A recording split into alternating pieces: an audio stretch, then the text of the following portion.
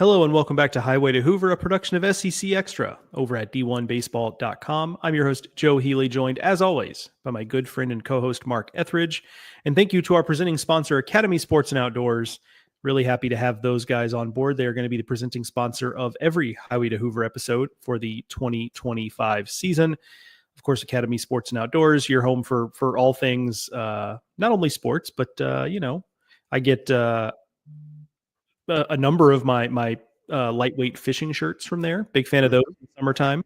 They breathe and they move. I've bought a ball cap or two there. Yeah. Mark, you bought some sunglasses from there from a previous episode. So right, they have your favorite team gear too. That's right. That's exactly right.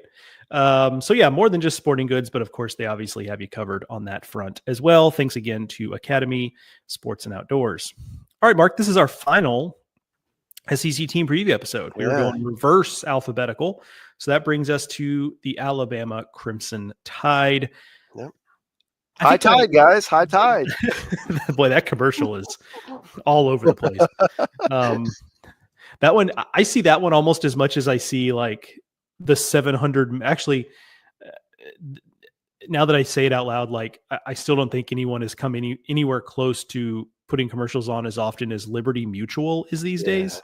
Yeah. Like they must have come into some marketing money, buddy. Because every commercial, it's Liberty, Liberty, Liberty. Like my good night. Like what changed there? Anyway, we don't need to. That's a different podcast. That's the complaining about commercials podcast that we will no doubt get to at some point. That'd probably be our highest rated. Probably so. That's what the people really want is they want to. They want to play. Well, see, that's how we get more audience interaction, though, because everyone would want to complain about the commercials they hate. Right. So like that actually would probably get a lot of reaction. Leave a 5-star review and tell us the commercial you hate the most in the reviews on Apple Podcasts. Hey, we'll slam it with you. That's right. Exactly. We'll tell you how much we hate it on the show. The Tide last year, Mark. 13 and 17 in the league. They sneak into a regional. Didn't go great in the regional. We can call a spade on that. But I thought it was notable. Look, I mean, given the history of this program, I understand that they want to elevate to a new level, especially coming off of the success of 2023. I get that.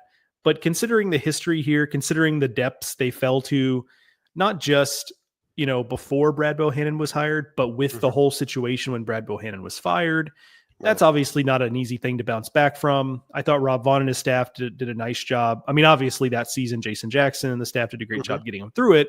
But then in the offseason, when Rob Vaughn is hired, he kept Jason Jackson aboard, brought on some highly regarded assistant coaches of his own, held the roster together relatively well, kept things together, got Justin LeBron to campus. So a lot of things went well. And I don't want to, as disappointing as it might be for Tide fans that they kind of just had to sneak into a regional and then they went winless there. I don't think we should lose the achievement of, for a program that's dealt with everything they've had to deal with, getting back to the postseason in just kind of that first year of that coaching staff, I think is kind of a big deal because it sets a baseline understanding of like, this is the standard. And moving forward, we're going to improve upon that. Now, it's not that easy. You can say that, but doing it is different. But I do think what it signaled was that this program, I think, has found its floor, or at least what it's hoping to have be its floor moving forward. Yeah, I would agree with that. I do think that with that staff, they're going to be able to assemble talent. Then the question is going to be, once that talent is there, are they able to develop them to compete at the top of the sport? Okay, so that's that's what's so challenging in this league, where we're looking at 7-8 teams in the top 20 of our poll, and then another 4 that are in. If you take it out to 40, there's another 4 or 5, right? And Alabama right now is in that next group. That tier that's 25 to 40 kind of range, and that's great because that's really good. But the expectations for that staff would they want to improve that. They want to be up in the top 10. I mean, Kentucky went to the College World Series. If Kentucky did it, why can't Alabama? And that's what their fans are thinking. So I do feel like that they have the elite level players, and I do think that's important. You need a couple of 2 or 3 guys who are just, the best players on the field when they show up, or at least in that same tier. And I feel like they have that with Justin LeBron at shortstop, one of the best players in the country, and heading into the 2026 draft. I mean, we've got him number 1 overall, so we're talking about an elite prospect. So you have somebody like that to build around. Zane Adams, I feel like he's going to be one of the most improved pitchers in the country this year. Riley Quick was a guy who's coming off Tommy John. He's up to 98 to 100 as he continues to develop. That's some real elite kind of players that Alabama doesn't always have, and they've got them this year, and they're on the same team. Right. So then you fill that around with, either some other talented players who are on the way up, or some veteran guys who've been successful elsewhere and are coming in with experience and moxie and understanding how to play the game, and just being able to elevate from a culture standpoint and a program standpoint to be able to kind of get more out of their teammates. And I think that's the mixture, right? Because, I mean, just shooting straight here, Alabama doesn't have the same amount of recruiting talent as Tennessee or LSU or Arkansas or Florida, right? But what they can do is they can have those elite players, and they can surround them with great teams, and they can compete with those teams. And that's what we're going to find out, how well they do that, because your margins are smaller, but it is, that is, a working formula.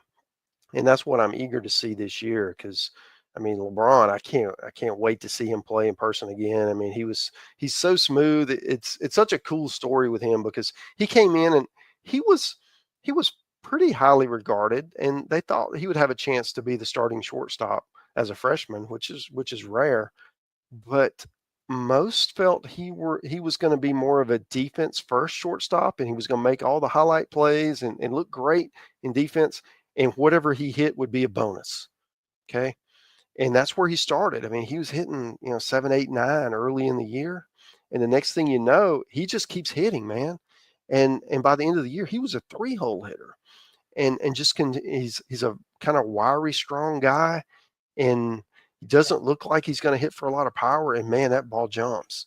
And as he grows into his body, I mean, this is a guy, I mean, sky's the limit. I mean, he's a big leaguer, right? If he continues this ascension. And when you have a dude like that, I mean, everybody around you has to raise their game, or else he's showing you up. And I do feel like that's a great opportunity for Alabama as they head into the season, because they've got that one guy in the middle of the lineup that opposing pitching coaches they've got to be really careful around. We make a mistake to him, and it's 1-0. Okay. And that's that's everybody didn't have one of those, and Alabama does. And I think it's important that the piece about him being a potential first overall pick in the 2026 draft, I think, is big, because that's the type of thing that can change the trajectory of your program, because you kind of get talked about differently. Yeah. Alabama's never had a first overall pick. The highest pick they've had in a traditional draft is the 7th overall pick back in 1991. Joe Vitiello. So who was picked ahead of Dave Magadan? A whole bunch of guys, because he hit 525. It's not good enough, Mark. 525 was not good enough. Dave Magadan, because I pulled it up here. Yeah. 32nd overall. So he was the 4th pick of the second round in 1983. But, if you want to go more recent than 91, you start to get into like Taylor Tankersley from 04. You've got Jeremy Brown, 35th overall in 2002. Yeah, we ain't selling jeans here. Right. The money ball pick. And then, Ben Hess last year, 26th overall to the Yankees, which was a surprise to a lot of folks, myself included. So anyway, point is, you're no longer the Alabama Crimson Tide. You're the Alabama Crimson Tide who developed number 1 overall pick Justin LeBron. Now, obviously, we don't know if that's going to play out that way, But if it does, like that, you do kind of get looked at a little bit differently, and that can open some recruiting doors that might not have necessarily been opened before. It's another lineup that is leaning heavily on the transfer portal, and I got to say, like they did this last year, and those guys for the most part turned out to be good performers. But I actually think I like this group more than I liked last year's group. When you talk about, you know, a guy in Brady Neal who has offensive upside but is caught in the SEC. He's kind of got that SEC pedigree. Reminds me a little of when they brought in Matt Gussetti, you know, just of like, okay, you know, maybe he's not the highest end guy, but we know he knows what the league is about. You know, Jason Torres is a big physical guy from Miami that I think could be a double-digit home run guy. You know, they've got your requisite Samford transfer. Everybody in the SEC's got to have one. You know, Garrett Staten is there. So anyway, it's just a lot of guys that have a lot of history of performance. And honestly, their lineup this year, I think they did more in the JUCO ranks than a lot of programs. When you talk about Bryce Fowler and Richard Bonamolo, a couple of JUCO guys that are going to be day one type of guys that there's a lot of buzz about. And so in a world where we tend to focus more heavily on the portal, and Alabama has clearly done that, it's actually those JUCO guys that I might be most excited about when you talk about the newcomers here. Yeah, it's a lineup. I mean, put LeBron aside for a minute, but the other 8 guys, I think you could mix them up, you know, all the way through the lineup. One could hit lead off one day and hit 9 the next. I think there's just a lot of versatility there. There's both a good and a bad thing. There's not just an absolute basher that, hey, this is our cleanup guy or this is our leadoff guy or whatever. But there's also not any holes. And I do feel like if you're going to pitch to Alabama, they're going to make you work, man, because everybody 1 through 9 is going to be able to hurt you. And they've even got a couple of bench guys, you know, when they get the opportunity. So that's different. That's a deeper lineup than what last year had. Last year probably had a little more thump and may end up hitting more home runs. But this one is going to be, I think, more versatile. They're going to hit for a higher average. They're going to steal more bases. They're going to be able to do more things, more aggressive base running and those sorts of things. So I think it's going to be just a little bit different looking club. Just a few words on people. Bryce Fowler, junior college transfer. He started at Southern Miss, went to, I think it was Gulf Coast, he went to JC and had a really big year. And he was actually committed to Campbell, and then they had their coaching change, and he was now open and ended up at Alabama. And he had a tremendous fall. I mean, he's a guy who could end up being he could hit leadoff and also hit for power and be a really strong defender. I mean, and last year Alabama defensively in the outfield wasn't what they'd like it to be, and they've gone out and addressed that. They got faster players, just more. Not that last year was bad, but this year should be a lot more solid defensively. And then Richard Bonamalo, another guy similar, physical, yoked up dude, can run, can hit for power, big arm. They're guys who can impact the game in different ways. Another one we had mentioned, Brennan Norton, transfer from Jacksonville State. I think he's going to probably end up at third base, power hitter. I mean, he's got some thump. You mentioned Garrett Staten, another, the Samford transfer, another guy who's got a big bat, right? He's going to play second or third for them, depending on how that all shakes out. And Jason Torres, I mean, he was injured and didn't have a very good fall, and has been able to come out in early practice and be more of the player they expected to get. And he's also an improvement defensively. He could play first or third. They've actually played him some on either corner, and even some in the outfield, in the corner outfield, if they need some flexibility. And all of those are new players, right? And Brady Neal, as you mentioned. But then you also have a few, other than LeBron, you have Cade Snell, who's the captain, who's just a tough-nosed, one of these guys who's going to fight every at bat.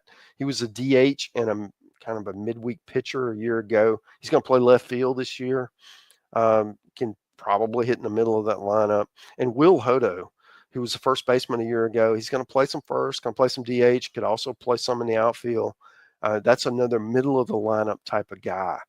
But as I said, I don't know, if you're trying to play lineup games, I don't know that from one game to the next, you're going to have a set 1 through 9. I think it's going to be playing matchups and who's hot. And it's going to look a lot different from really week to week. If you look at their lineup in February and you look at it in April, I have a feeling it's going to look a lot different. Then on the mound, I think there's a lot of intrigue here. I actually really like on paper what they've got. I think it starts with Zane Adams, who did a really nice job as a freshman last year. Got put in a tough spot. Just like, here you go, kid. Like, get out there and do what you Figure can. it out. Yeah. And, he handled himself well. He took some lumps, but I don't know, like that's pretty standard. And he, I've heard a lot of good things about the way he's looked this preseason. I'm intrigued. I think, Mark, you mentioned that in one of our internal chats at D1 that he's seems to have taken a step forward and really looks like a dude. And then of course there's Riley Quick, who, like the injury bug has bitten him time and again, but he's healthy and seems ready to go. Obviously we know that the stuff is there. And then, even going further down, then you get into, Tyler Fay, a guy who threw a lot of important innings last year, and Hagan Banks, a guy who started SEC games. Yeah. In the bullpen, you've got Carson Osmer, who's pitched in regionals back-to-back years for Penn. So kind of quietly, like, look, there's not the outside of maybe, Adams and Quick that have that maybe high-end ability. This is not the sexiest pitching. This is not Arkansas, right? Where we're talking about here's 7 guys who throw 98. Right. It's not that. But I think kind of quietly, assuming some health here, and I know we can't always do that. Like I do think this is a pitching staff that is probably going to be underrated by a number of people coming into the season because of, we haven't learned who Riley Quick is because of the injury, and Zane Adams, his numbers don't look like you would expect a Friday guys to look because he was a freshman and he got hit around a little bit, but underrate them at your own peril, I would say, because I do think there's a chance this is a really, really good pitching staff when it's all said and done. Yeah, I'm buying Zane Adams if he's a stock right now. I mean, he's a 4-pitch guy. He's added a cutter that's a game changer. He's improved the changeup. I mean, he's had a velocity uptick, so that makes the changeup play so much better. I mean, I think he's going to be the cornerstone on Friday. And then with Riley Quick, it's okay. Guy who worked really hard to get back and is an Alabama guy. He's kind of that football mentality guy. He was a recruited athlete as a lineman, and he's had to kind of change from being a lineman body to a more of a pitcher body. And now in his 3rd year, he's close to there. And it's going to be really interesting, just that competitor, right? That guy that is going to try to make that 4th and 1 tush push block, but also going to bury the slider in the dirt on strike 3, right? That kind of guy. I do think Tyler Fay is real key for this team. He was a bullpen guy last year. He was one of those you watched him throw and you wonder what he would look like as a starter, because he seemed to have more of a starter repertoire. But they kept him in the pen, and now he's getting the opportunity. At least it looks like he's going to get the ball. As a starter. I'm really interested to see what a couple of these guys do. Aiden Moza was a guy last year who started the year in the rotation, just fought his control all year. He's someone that most of us felt would be in pro ball right now. He just didn't have a very good year, so he's back at Alabama. What does this look like? Because the stuff's there. I mean, if he harnesses it, I mean, that's your wild card pick, right? You mentioned Carson Osmer, kind of a lower slot guy from Penn as a potential closer, looking like that's going to be his job to lose. That's older guy, been through it, understands what it's like, but now he's in the SEC. So how does that translate? Another guy to watch. I really like Matthew Heiberger. Saw him last year as a freshman. Had some he missed some time, but lefty, has some moxie. Competes really well, but has some stuff too. I think he's a pro guy. It's just how productive can he be? So, and you mentioned Hagan Banks earlier, guy who also had Tommy John last year. I mean, they lost 2 of their weekend guys to Tommy John. So he's going to be back. So the question is, what does that look like as he builds back up? Because he's experienced, he's got good stuff. Where does his role end up? Because I do think that this is a team, they've got more pitching, I think, from a numbers standpoint than last year. But like we talked about with some of these teams, like Austin Morris and Aiden Finateri from Georgia Tech, where do they all fit, right? What roles are they going to have? How do you get everybody enough work so that they're pitching at optimal level? And that's going to be the fascinating part for Alabama, especially early in the year, as they kind of get ready for conference play. It's a bullpen, in particular, the bullpen that gives a lot of different looks, which I think is important. They've got, Osmer's a low slot righty. They've got Bo Bryans, who's a low slot lefty, JUCO transfer, who's kind of funky. They've got power guys over the top. They've got kind of, deceptive guys from different slots. So I think that's important in the SEC, because I think we've learned that, yes, everybody's chasing stuff and you need stuff. Like, I'm not denying that, but if you've got guys who just provide different looks and throw a ton of strikes, that can get you a long way. So I think this is going to be a team that does that. So I feel like my final thing on this team, Mark, is that I feel like this is a team that I have some of the least, how do I put this? The least conviction in where they're going to finish. Like, I just don't. Some of that's the league, like that. There's probably 6 or 8 teams that I feel kind of unsure about, but they're probably the most, just because I like the talent on paper. But it's just that getting from a team that finishes kind of 13 and 17, 14 and 16 in the league to a team that wins 16, 17, 18 league games is the toughest jump for me.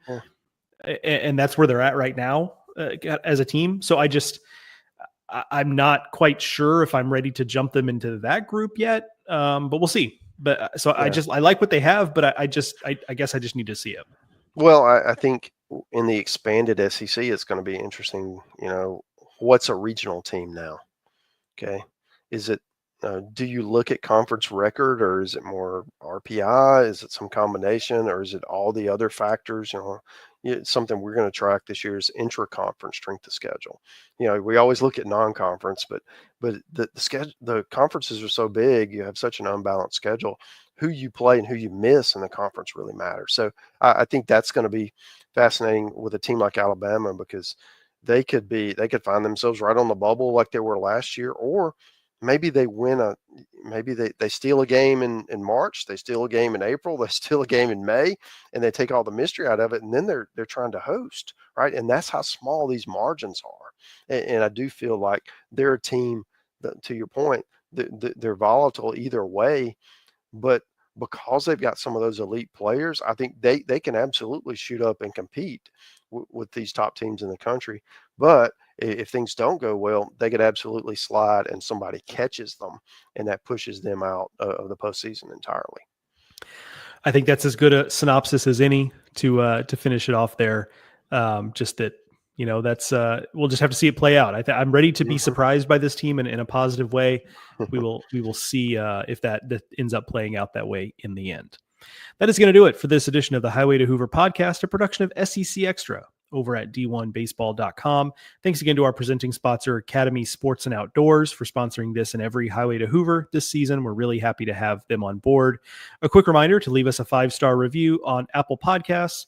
And within the review, leave a question for us. We'll answer it on the podcast, or like we said earlier, leave the commercial that you're most annoyed by on TV right now. We'd just be interested to hear some of those answers. So you can do that also. And if you listen on Spotify, give us a thumbs up, or I don't listen to podcasts on Spotify, so I'm not exactly sure how that one works, but I'm sure there's something similar there for us. So I would appreciate if you would do that as well. Thank you to Mark, as always, for joining me. And thank you, the listener, for listening. We'll talk to y'all soon.